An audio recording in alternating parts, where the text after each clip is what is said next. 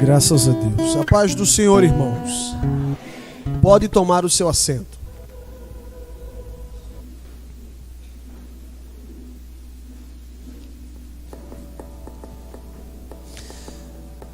Agradecemos a Deus pela oportunidade de mais uma vez estarmos aqui para glorificarmos a Deus e ouvirmos a sua palavra.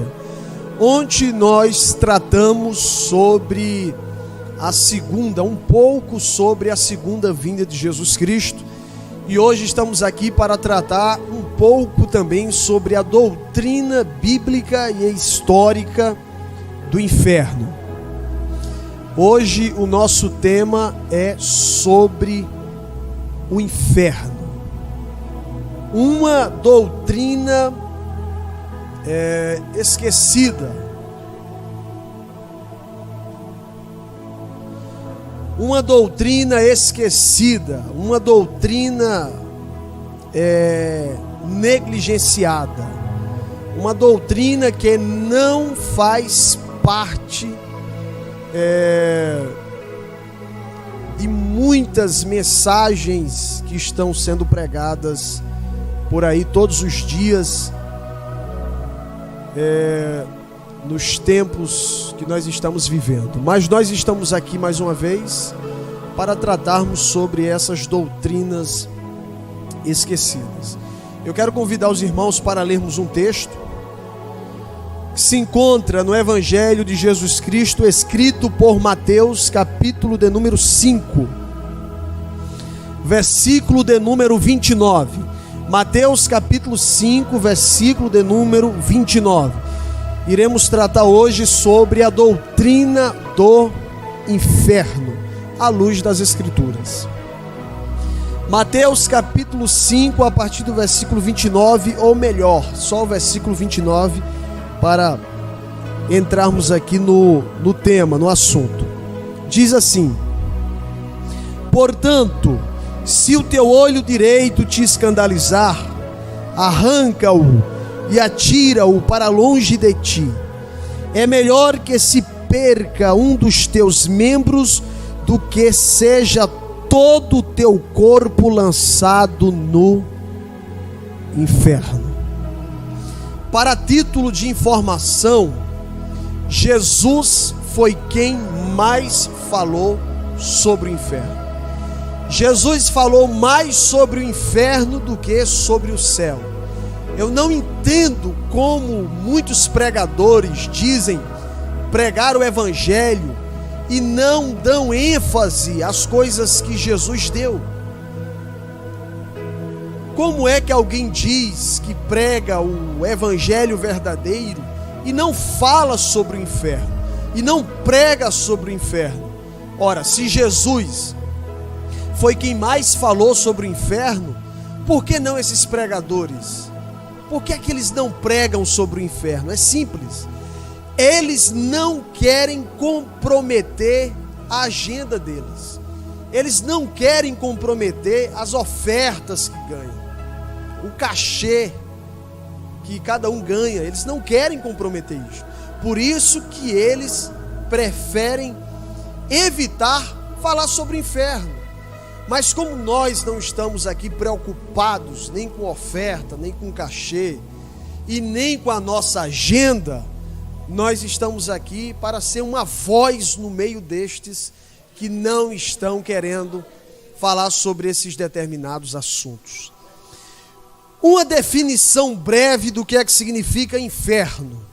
O inferno é o lugar de castigo eterno e consciente para o ímpio, lugar de tormento e miséria. O que é o inferno? O inferno é o lugar de castigo eterno e consciente para o ímpio, lugar de tormento e de miséria. Se por um lado muitos pregadores não querem falar sobre o inferno, por outro lado, tem pessoas que falam sobre o inferno, mas tentando apagar o inferno. É isso mesmo. Tem muitas doutrinas por aí que o único objetivo é tentar apagar, destruir a doutrina bíblica do inferno. E eu quero citar aqui algumas doutrinas que tentam apagar o inferno. A primeira é chamada de universalismo. E o que é que essa doutrina ensina? Ensina que todos os homens, no fim, serão salvos, argumentando que Deus é amoroso demais para excluir alguém do céu. Porém, passagens como Romanos capítulo 6, versículo 23, porque o salário do pecado é a morte, Lucas capítulo 16, dos versículos 19 ao 31, que trata sobre aquela questão do rico e Lázaro, e João capítulo 3, versículo 36, que diz: quem tem o Filho tem a vida, mas quem não tem, a ira de Deus permanece sobre ele.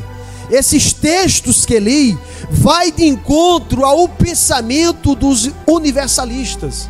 Então o que é que eles dizem? No final das contas, todos os homens serão salvos. Ora, se todos os homens serão salvos, no final das contas, aonde fica a doutrina bíblica histórica do inferno? É apagada, é extinta, é destruída, é aniquilada. Só que a Bíblia vai de encontro a todo o pensamento universalista. Só que o universalismo não é uma doutrina recente. Entre os pais da igreja já era ensinada. Por exemplo, Orígenes ensinava o universalismo tão radical que dizia que Deus, no final das contas, não salvará apenas todos os homens, mas Deus salvará até todos os demônios e o próprio Satanás. Olha que coisa. Então tem gente que usando de maneira tendenciosa, isolada, um dos atributos de Deus chamado amor, em nome do amor, em detrimento da justiça, da santidade, da perfeição moral de Deus, das exigências morais de Deus, em detrimento de tudo isso, mas em nome do amor, alguém está afirmando o universalismo. Mas a Bíblia toda, em peso, vai de encontro a isso. Sabe por quê? Porque todas essas doutrinas não são fundamentadas nas Escrituras, não são fundamentadas na Bíblia, mas são fundamentadas em pensamentos humanos contra as verdades das Escrituras Sagradas. Então, se alguém chegar para você aí, de hoje por diante, e afirmar para você: rapaz, deixa de besteira, no final das contas todos serão salvos, porque Deus é o quê? Pai. Deus é amor.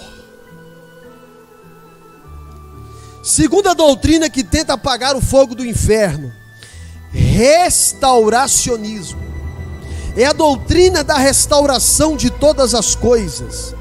Ensina que o inferno não é eterno, e sim, olha, preste atenção nisso aqui. O inferno não é eterno, e sim apenas uma experiência temporária que tem como objetivo purificar o pecador para que possa entrar no céu. O que é que o restauracionismo diz? Deus haverá de restaurar todas as coisas, inclusive os ímpios. Então, esse inferno, que historicamente é pregado como um inferno eterno, não é eterno. E este inferno, que tem por objetivo receber a ira de um Deus santo contra tudo aquilo que pode significar pecado e pecador, não é bem assim. O inferno nem é eterno, e o inferno não tem esse objetivo de punição eterna. Mas qual é o objetivo do inferno? Segundo o restauracionismo, é uma espécie de purgatório. Os ímpios irão entrar, irão sofrer, irão se arrepender, irão ser purificados para depois saírem do inferno e entrarem no céu. Isto é o que o restauracionismo ensina. Mas sabe o que é que significa na prática, irmãos? Significa dizer que o sangue de Jesus Cristo nesta vida não é todo suficiente para purificar o pecador.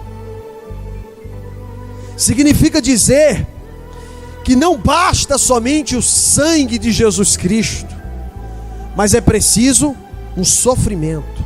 Mas a experiência humana nos ensina que a punição em si não regenera ninguém. Ela pode restringir alguém, mas não transforma. E Mateus capítulo 25, 41, nos ensina sobre a eternidade da punição, e eu quero convidá-lo para lermos. Então quem está pregando aí um inferno temporário está completamente equivocado. Mateus capítulo 25, o versículo 41 diz: então dirá também aos que estiverem à sua esquerda: apartai-vos de mim, malditos, para o fogo temporário. É o que está escrito aí? Para o fogo eterno, preparado para o diabo e os seus.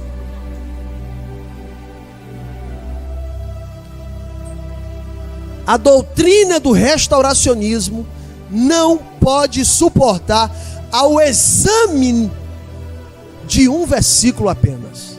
Não precisa citar vários. Um texto, um versículo apenas, põe por terra o restauracionismo. Terceiro, é a doutrina do segundo período probatório. O que é o período probatório? Período probatório é o período entre o nascimento e a morte. Período intermediário entre a morte e a ressurreição. Período eterno entre a ressurreição. Aí, como é eterno, não tem como mais chegar do outro lado. Período probatório é o período entre o nascimento e a morte. É nesse período que o homem tem a oportunidade de se arrepender dos seus pecados, de crer somente no sacrifício de Jesus Cristo para a salvação e ser reconciliado com Deus e ser salvo. É neste período. Mas eles dizem o quê? Tem um segundo período probatório. O que é o segundo período probatório? Segundo eles, depois que você morrer, vai existir uma segunda oportunidade para você. Então não adianta se preocupar muito nessa vida aqui, porque afinal de contas, na outra vida, você vai ter mais uma oportunidade.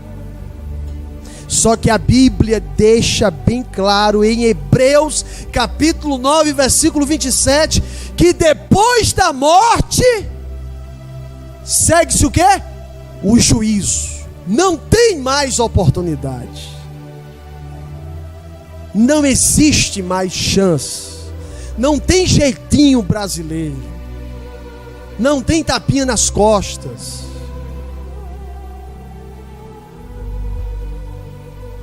Quarta doutrina que tenta apagar o fogo do inferno: aniquilacionismo. Presta atenção nisso. Aniquilacionismo. Por que é que eu estou mandando você prestar atenção nisso? Que eu tenho quase certeza, que um aniquilacionista, se não bateu na tua porta essa semana, andou na rua da tua casa. Vamos lá. O que é que o aniquilacionismo ensina? Ensina que Deus aniquilará os ímpios. Eles dizem: o fogo causa destruição.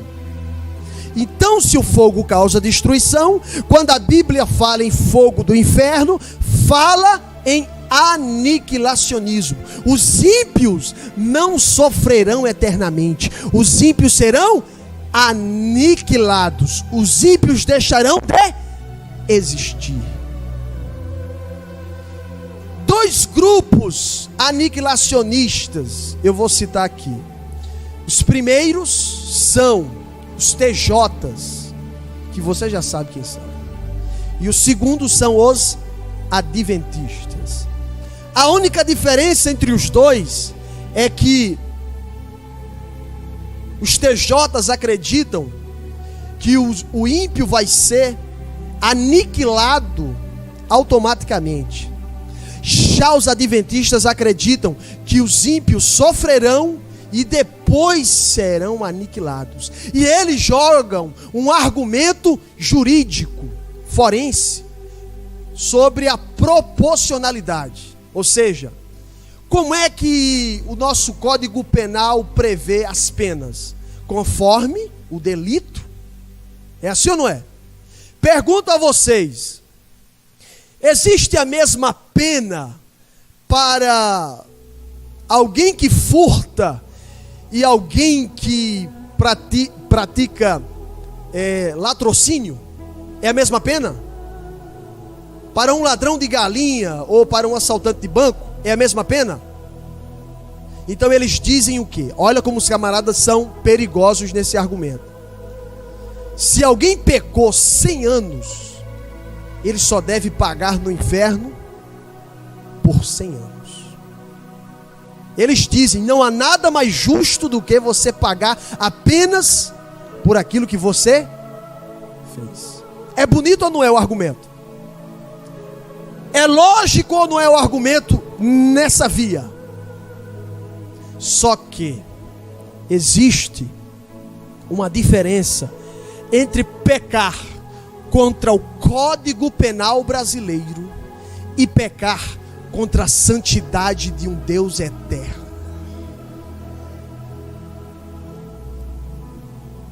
Pecados contra uma santidade eterna merecem um castigo eterno. Então, a doutrina do aniquilacionismo também não se sustenta, porque os homens estão pecando contra um Deus eterno, que é 3 vezes santo e que a sua moral é perfeita. Deus é tão santo, irmãos, que Deus, segundo o profeta Abacuque, não pode ver o mal.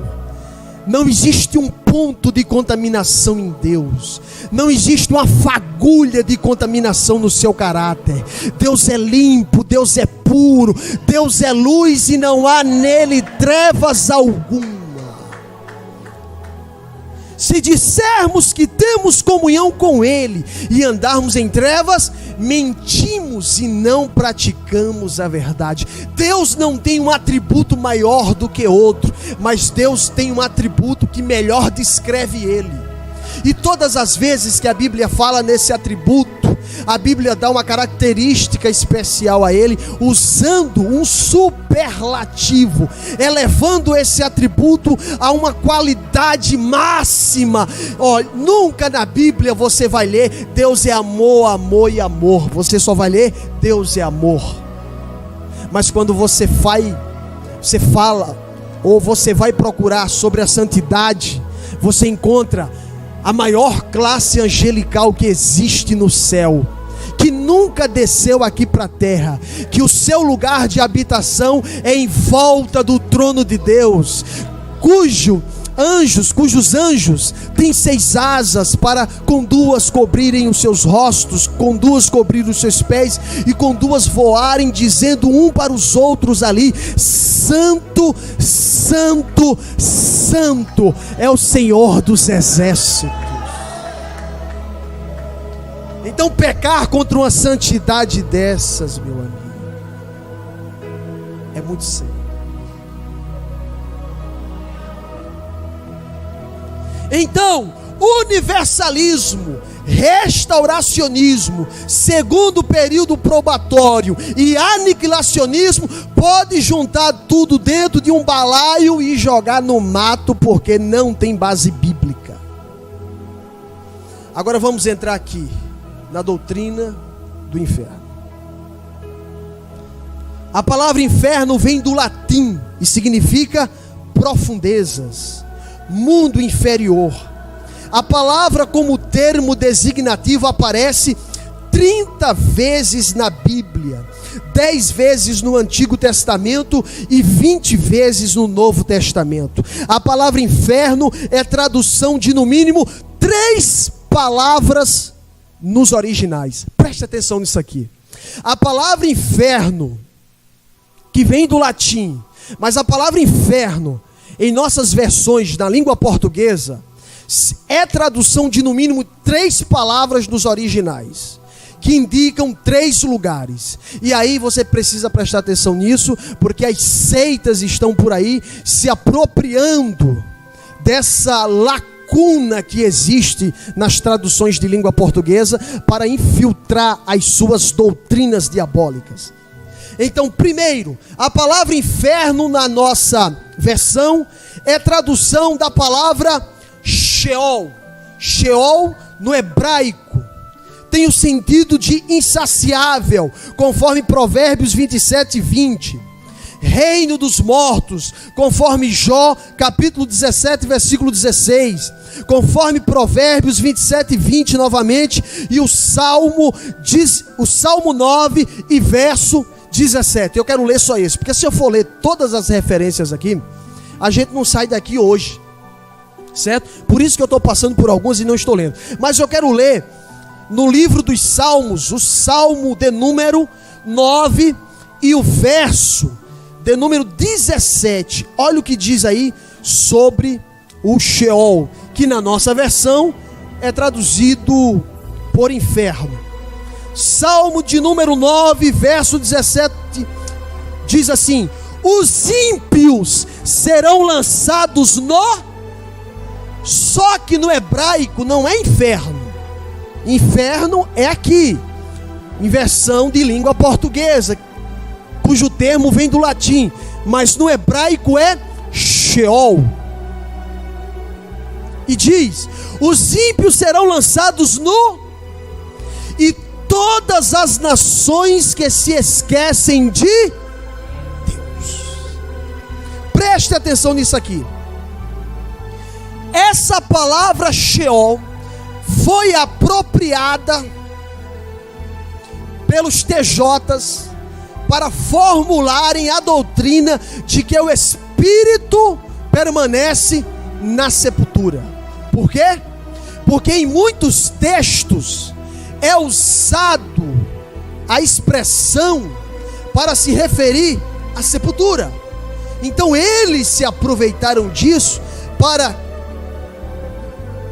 planejarem e ensinarem que o espírito não vai para um lugar intermediário de sofrimento, mas ele permanece na sepultura. Só que no hebraico existe um termo específico para sepultura, e não é Sheol, é Keber.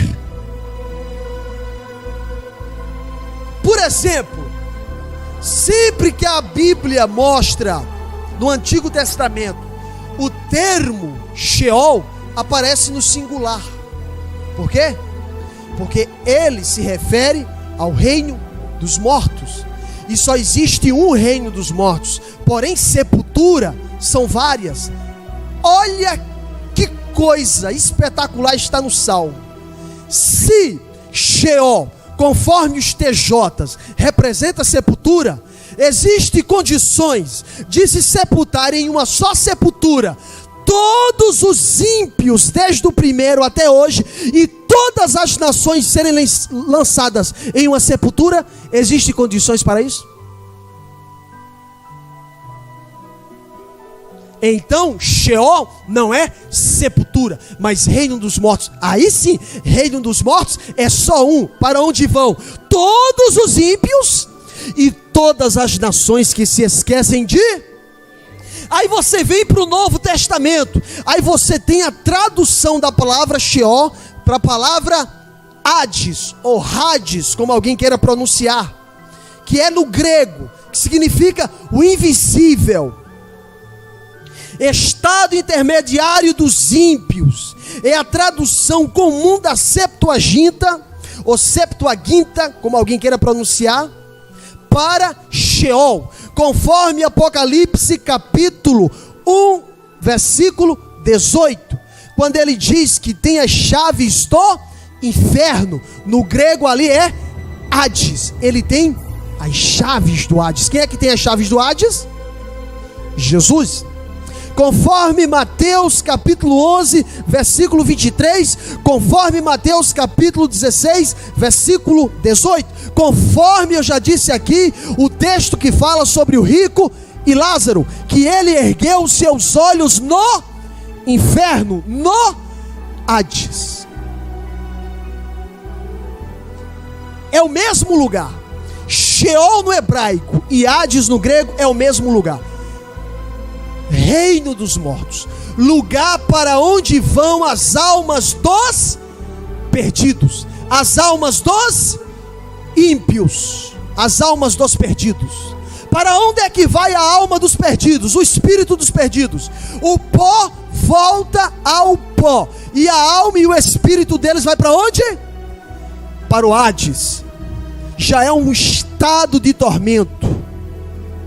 Não é um lugar definitivo de punição eterna, é um lugar intermediário. Eles estão lá aguardando a ressurreição do último dia para serem ressuscitados, julgados e lançados definitivamente no lugar aonde vai ser definitivo, que a gente vai chegar lá.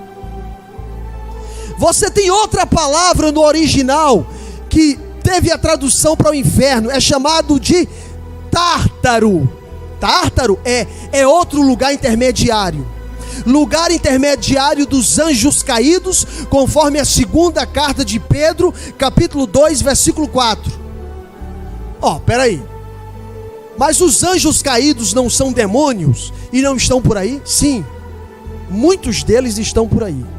Mas outros, Deus os prendeu no Tártaro. Aí você pergunta assim para mim: por que é que Deus prendeu eles? Aí é melhor você perguntar a Deus, porque esse tipo de resposta eu não sei.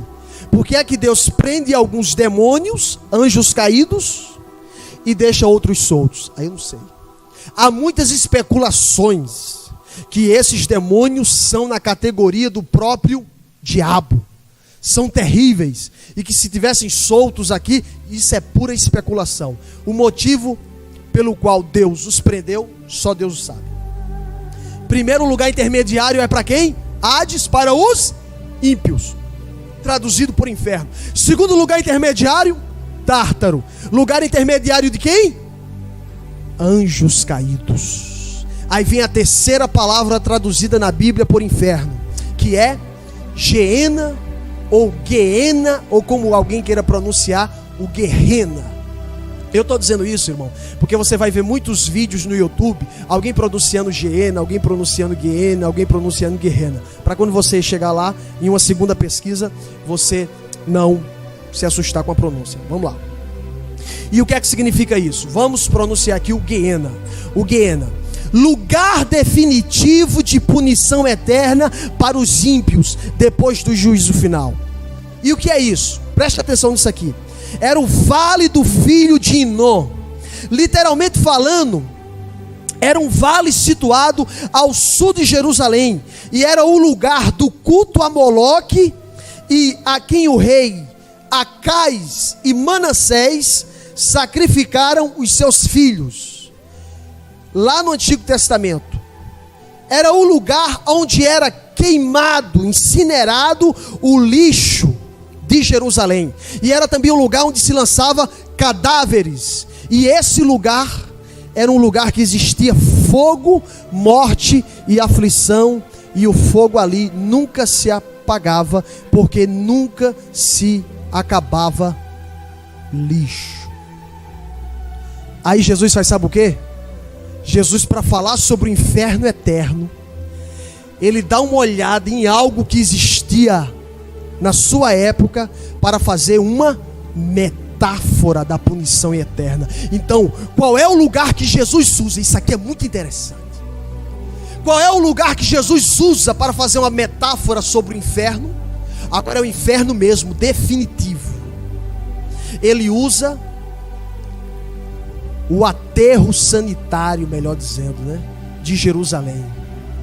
Não era bem um aterro sanitário como nós conhecemos, mas ele usa o lugar aonde no Antigo Testamento era usado para o culto a Moloque, aonde pessoas levavam os seus filhos e sacrificavam a Moloque. Ele usa este lugar, o lugar onde se colocava o lixo da cidade, o lugar onde se colocava cadáveres podres lá, um lugar terrível de podridão, um lugar onde existia bichos e vermes. É este lugar que Jesus usa para falar sobre o quê? O inferno. É o lugar onde se colocava lixo.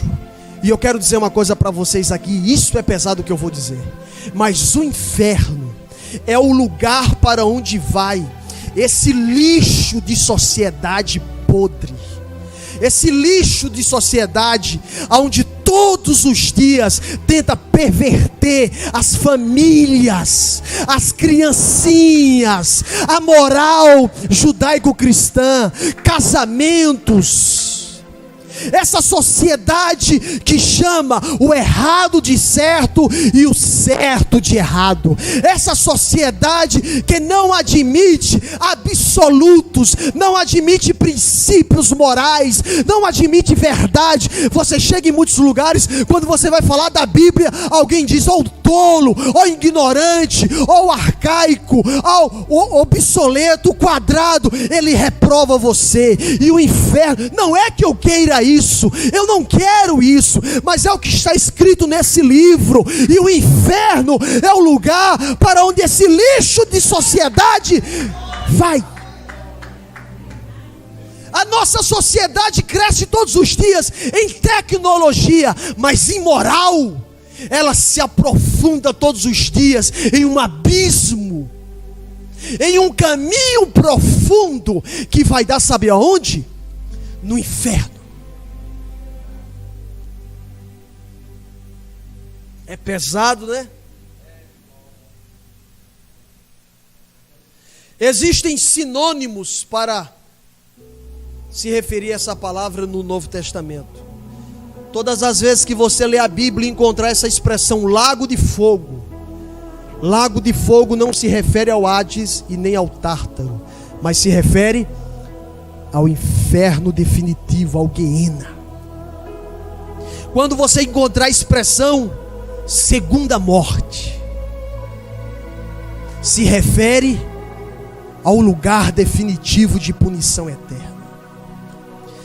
E Jesus usou uma metáfora, e ele usou alguns elementos nessa metáfora que nós iremos falar aqui. Jesus utiliza algumas figuras e símbolos quando se refere ao inferno. Por exemplo, ele fala sobre o fogo do inferno. Será que vai existir fogo literalmente no inferno? Será que vai existir fogo mesmo no inferno? Fogo, fogo, fogo, fogo. Eu digo para vocês, não. Vai existir algo pior do que fogo, que somente o fogo poderia ser usado para simbolizar aquilo que vai ter lá.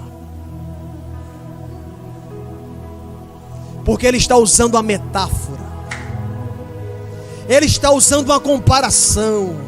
Se alguém pensa que vai tentar apagar o fogo do inferno, não consegue, porque o que existe lá é mais terrível do que o fogo. Aí você diz, então foi usado fogo. Para que foi usado fogo? Foi usado para isso aqui, ó. Segundo John Owen, fogo representa a ira de Deus. Conforme Marcos 9:43, 2 Tessalonicenses capítulo 1, do 8 ao 9, que ele vem tomando vingança com labaredas de fogo. E Hebreus 12:29, que diz que Deus é um fogo consumidor. Então fogo representa o quê? No inferno? A ira de Deus.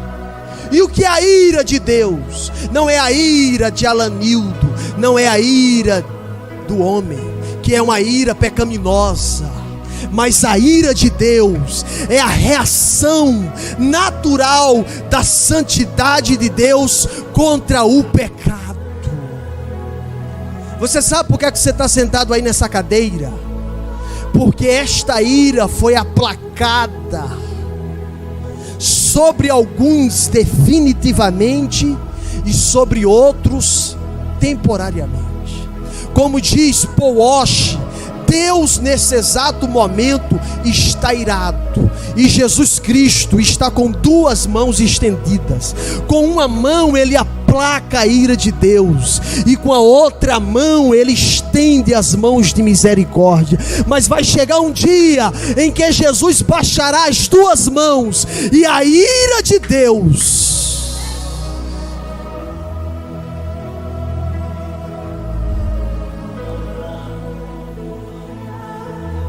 ai de mim,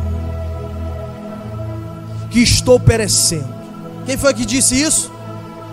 O profeta Isaías, quando teve uma visão dos serafins cantando Kadosh, Kadosh, Kadosh. Quando ele teve essa visão, ele olhou para ele e disse assim, ai de mim. Quando o profeta do Antigo Testamento ia profetizar, ele tinha duas palavras introdutórias. Quando era repreensão, ele dizia ai. Quando era bênção, ele dizia bem-aventurado.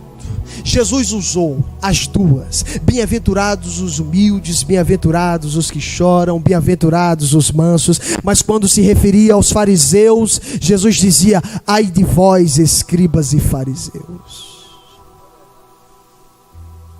Só que Isaías não usou ai para outras pessoas. Ele disse, ai de mim,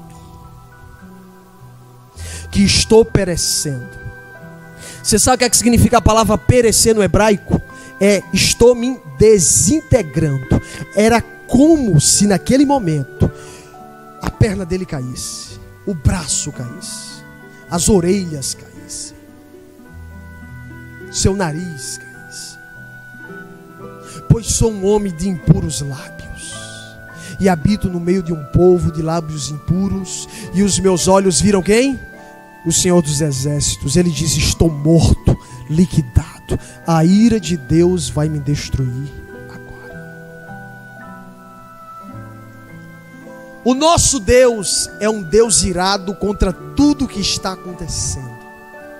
No Brasil são 60 mil homicídios por ano, fora as pessoas desaparecidas. Aí você diz, Deus está onde que não está vendo isso? Deus está vendo, e a sua ira está aumentando todos os dias. E fogo do inferno representa a ira de Deus.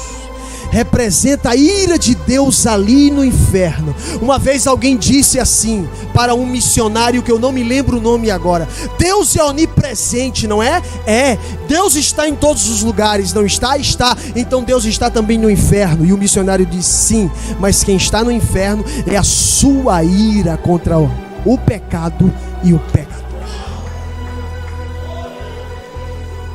Escuta, quando Jesus fala em fogo, o que é que ele quer dizer? A maior ação provocada pelo fogo é alterar a forma natural das coisas. Ao usar a figura do fogo para descrever o inferno, Jesus dá-nos a entender que o homem que for condenado será destituído de todas as características das quais se orgulha, como beleza, sensualidade, aparência desejável ou pujança. Há muita gente orgulhosa aqui.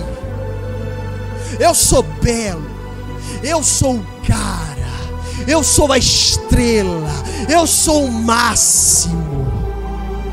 Mas quem for lançado para o inferno, uma das coisas que a ira de Deus vai fazer é descaracterizar essa pessoa, e ela não vai ter condições de no inferno contemplar beleza nenhuma em si, mas só contemplar destruição, miséria, pena, horror, terribilidade.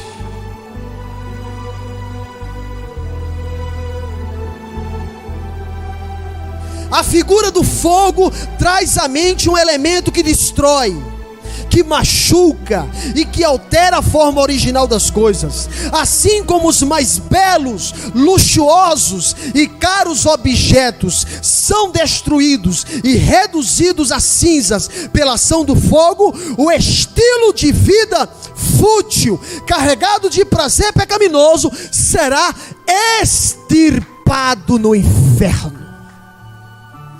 Bicho nunca morre. Ele disse que lá o bicho nunca morre. O que é que significa isso? É o seguinte: eu disse a vocês que lá eram lançados os cadáveres, e quando o fogo não destruía, quem era que destruía? Os vermes, os bichos. Aí Jesus disse que lá o bicho nunca morre no inferno, o verme nunca. E o que é que significa isso? Olha o que é que significa aqui. Significa dizer que o inferno é um lugar de desconforto extremo. Sabe-se que é um lugar propício para os bichos ou vermes, é um ambiente de muita e contínua sujeira. Esse tipo de ambiente é o retrato nítido de um lugar de desconforto. Um recinto assim é inadequado para alguém se sentir bem. Um ambiente desses é extremamente impróprio para a existência humana. No uso dessas comparações, Jesus enfatiza a realidade degradante e desconfortável da habitação eterna dos que? Você já viu quando a televisão fala no inferno? Como é que a televisão fala no inferno?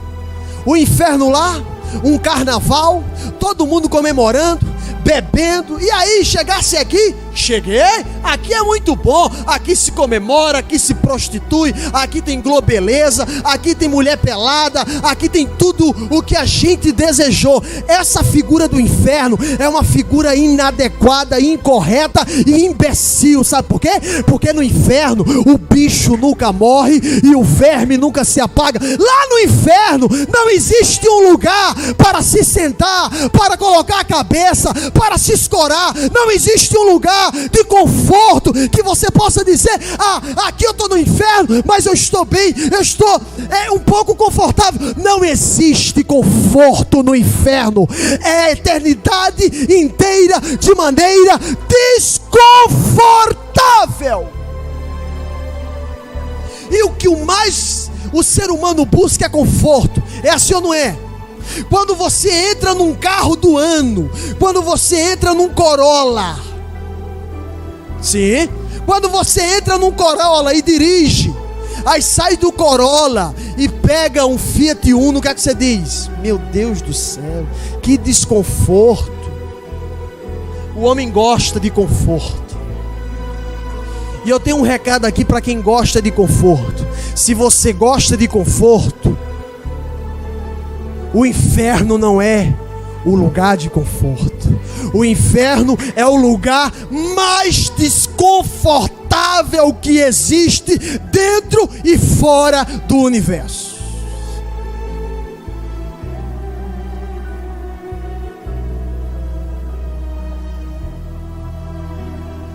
Tá bom ou não tá aqui na igreja hoje? O ar-condicionado tá bom ou não tá? Tá bem sentado ou não tá? Tá confortável ou não tá?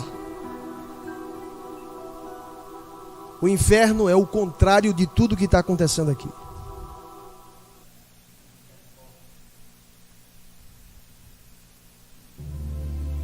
Aí eu pergunto a você: você vai continuar insistindo no desconforto eterno por causa dessa novela desgraçada? Você vai insistir no desconforto eterno por causa dessa vida de prostituição, por causa desses segundinhos de pornografia, de mentira, de safadeza? Você vai insistir com isso? O meu desejo é que o Espírito de Deus faça o que esse ser humano aqui não consegue fazer. É descortinar para você essa verdade.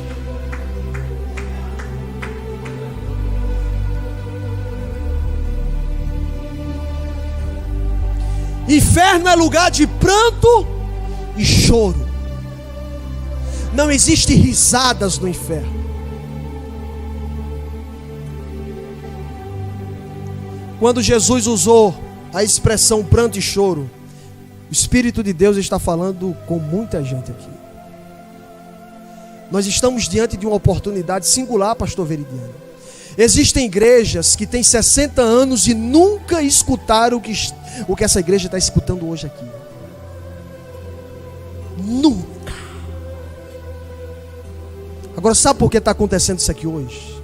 Porque Deus nos ama. E Ele não quer que a gente vá para esse lugar terrível. Pranto e choro refere-se a uma aflição incontrolável e interminável, e a um completo e eterno desamparo.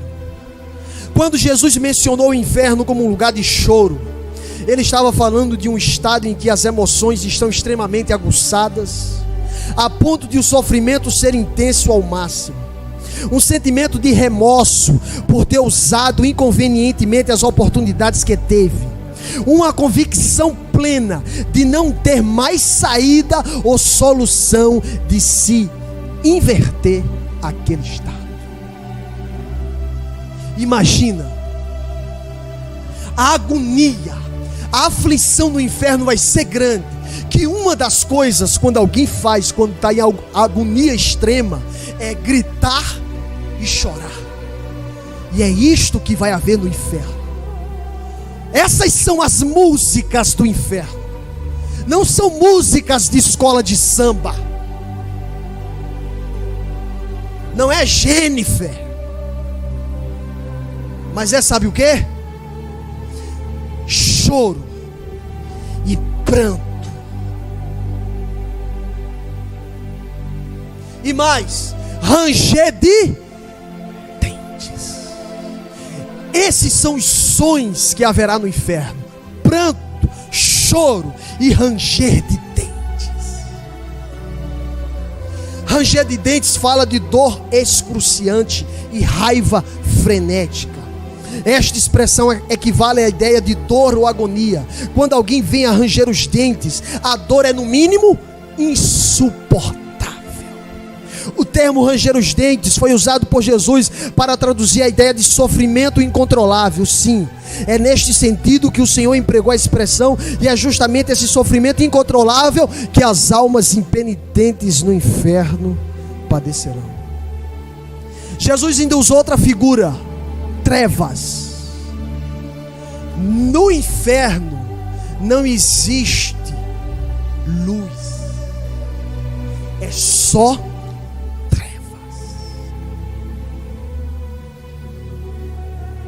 Isso significa dizer que o inferno é como um calabouço, um lugar de tortura.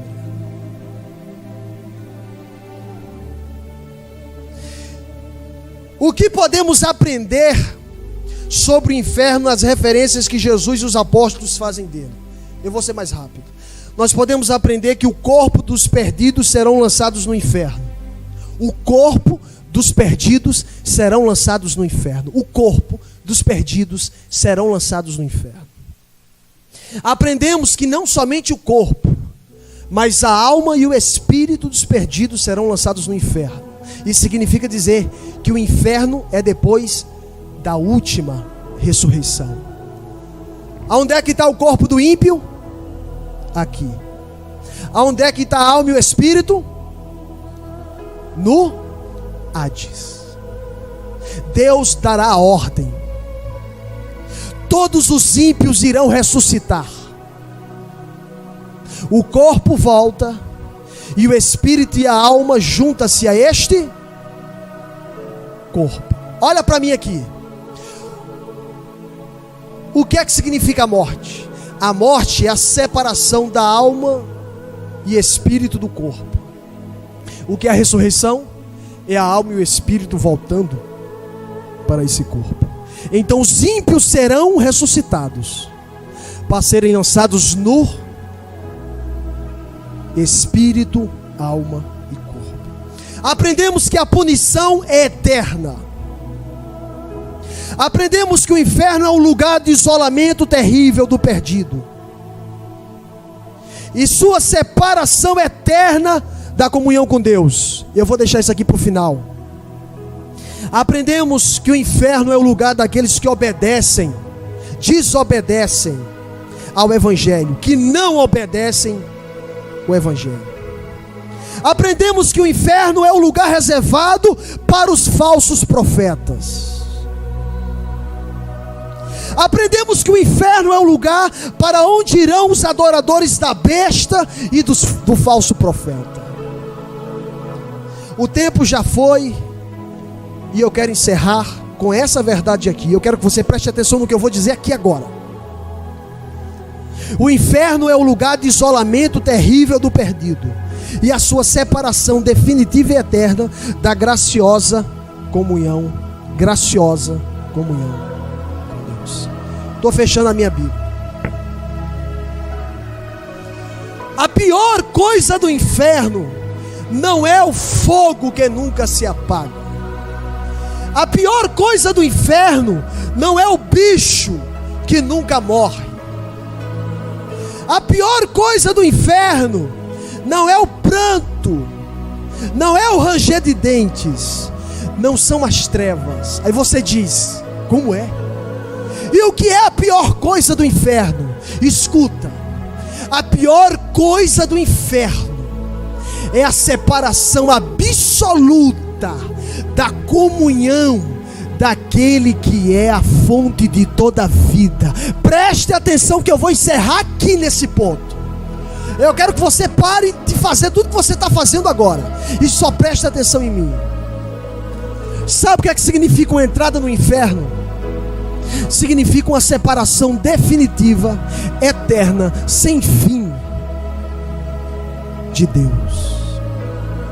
Deus será o inferno para uns e o céu para outros. Repito, Deus será o inferno para uns e o céu para outros. Explico. Por que que o inferno é inferno? Porque não existe possibilidades mais de ter relacionamento com aquele que é o ser mais belo que existe no universo e fora dele. É o ser mais grande, mais magnífico, mais glorioso, incompreensível em sua totalidade. Eu quero encerrar aqui. Alguém diz que nós não encontraremos Deus no céu. Nós encontraremos o céu em Deus. Porque o céu de fato, comparado com Deus, são apenas ruas de ouro. Quando você chegar no céu, que ter um conhecimento e uma experiência com Deus, como nunca ninguém teve, você vai olhar para as ruas de ouro e vai dizer: isso aqui nem se compara com o que eu estou vendo. Sabe qual é a pior coisa do inferno?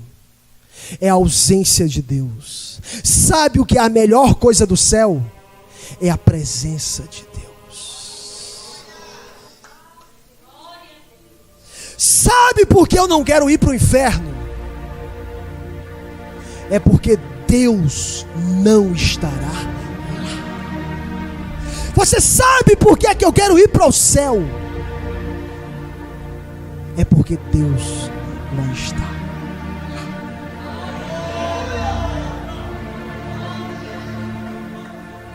Quem não tem comunhão com Deus aqui, não terá na eternidade.